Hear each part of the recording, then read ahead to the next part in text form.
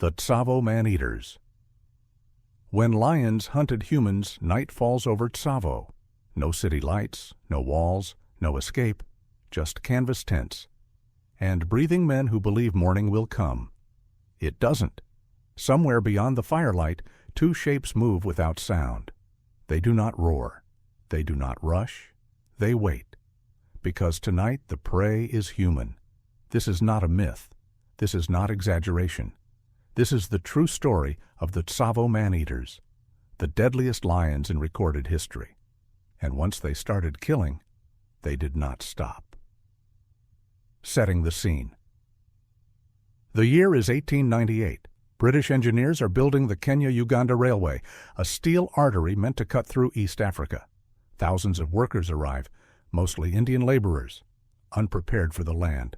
Tsavo is not empty wilderness, it is controlled territory by predators. The camps are temporary, the defenses are weak, and the men sleep on the ground. That was mistake number one.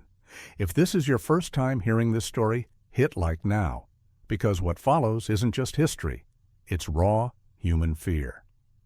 First, disappearances. At first, one man vanishes. No blood, no screams. By morning, only footprints remain, drag marks leading into the brush. The supervisors blame desertion.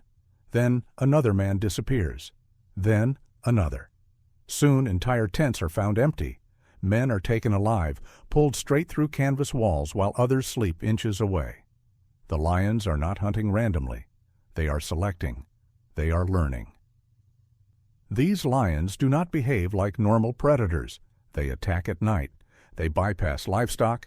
They ignore easier prey. They go straight for humans. Why? Here's the disturbing truth. At the time, Tsavo was littered with human corpses from famine, disease, and slave caravans. Lions learned something dangerous. Humans were slow. Humans were soft. And humans didn't fight back in the dark. Pause and comment below. Were these lions monsters or victims of circumstance? Fear takes control. Panic spreads. Workers refuse to leave their tents. Fires burn all night. Thorns are piled into walls. None of it works. The lions jump fences. They crawl under barricades. They drag men past guards. Some victims are taken from beside other workers who hear breathing. Then silence. Imagine lying awake, listening for footsteps that don't sound human. Picture yourself there, canvas above you, darkness everywhere, and something watching from just beyond the firelight. Death count rises. Official records say 35 dead. Eyewitnesses claim over 100. The truth lies somewhere in between, but one fact is clear: the railway stops.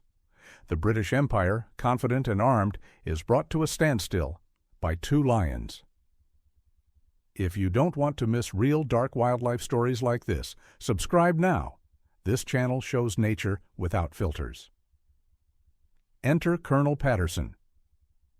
Colonel John Henry Patterson arrives, a hunter, a soldier, a man who believes the lions can be killed.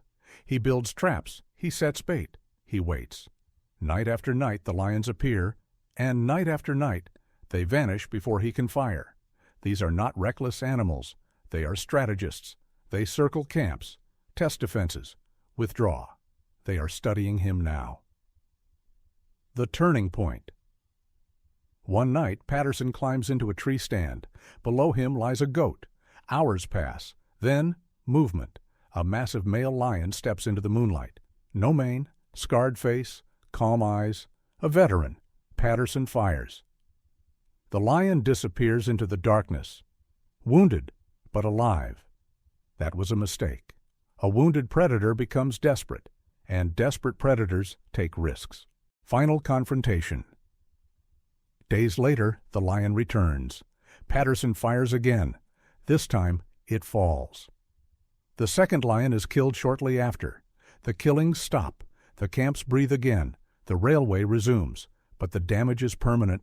Families destroyed. Workers traumatized. Fear burned into memory. Right now, comment one word: monster or nature. Shocking fact. Here's the part few people know.